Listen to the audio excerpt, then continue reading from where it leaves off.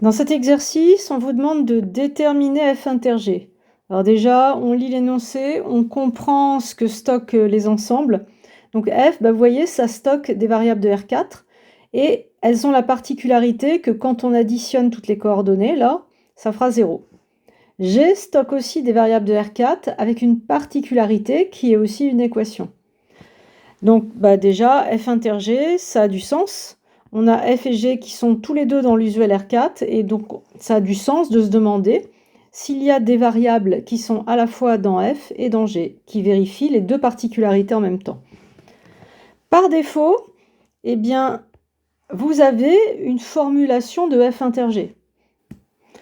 On a compris que f et g stockaient des variables de R4, donc on sait que f inter g, lui aussi, potentiellement stocke des variables de R4, et les variables doivent avoir la particularité de f et celle de g en même temps.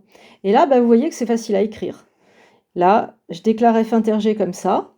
Et donc, on comprend que ici, déterminer f inter g, ça va simplement consister à résoudre le système. Et puis, s'il y a des solutions f inter g, on dira que ça stocke ces solutions, on va reformuler.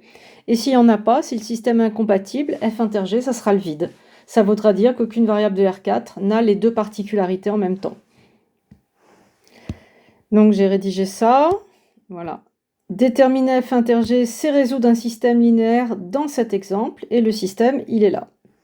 Je vous rappelle que les variables d'un ensemble sont muettes, donc j'ai redéclaré x, y, z, t ici. Ce sont les inconnus de mon système S, et j'ai déclaré le système. Pour résoudre, on va faire un petit pivot de Gauss. On va éliminer le x en tête pour avoir de l'échelonnement, et je propose de faire L2 moins 2L1. On obtient un système équivalent. On met bien le symbole équivalent, c'est important. Et cette fois, il est échelonné avec x et y, les deux inconnus en tête. Une fois qu'on a un système échelonné, on voit qu'il est de rang 2, qu'il y a une infinité de solutions, qu'il y a des inconnus secondaires. Je vous rappelle que par défaut, vous pouvez choisir les inconnus en tête comme principal et les autres secondaires, mais que vous pouvez changer. Donc là, moi, personnellement, je vais choisir le x en tête et je vais choisir t ici. Ça veut dire que je décide de reformuler t avec y et z qui sont secondaires, et je décide de reformuler x avec y et z, les secondaires.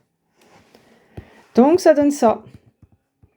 T, c'est moins 3y plus z moins 4.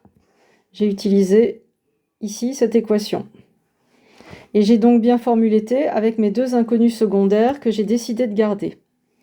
X, l'autre inconnu principal, je la reformule en faisant passer tout ça de l'autre côté, donc moins y moins z. Et par contre, au lieu de mettre moins t, je remplace t par sa formulation avec y et z, son expansion en y, z. Donc là, je mets du moins 3y plus z moins 4. Ça représente mon moins t.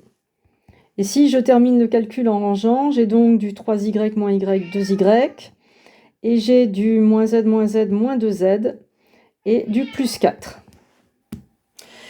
Et donc là, vous avez fini de résoudre le système, et ça vous donne la reformulation demandée de f inter g. f inter g, qu'est-ce qu'il contient? Il contient les variables x, y, z, t de R3, où le x s'écrit comme ça, et le t s'écrit comme ça. Donc on a reformulé f inter g en forme type, et c'est ça, déterminer f inter g. Donc là, vous stockez dans f inter g les variables 2y moins 2z moins 4, c'est votre x. Y, il est là, c'est une variable nécessaire pour écrire votre quadruplé. Z, il est nécessaire, et t, on le remplace par moins 3y plus z moins 4. Et vous déclarez y, z, qui sont des variables muettes de l'ensemble et qui permettent de donner du sens à votre quadruplé. Voilà. À bientôt pour l'exemple 2.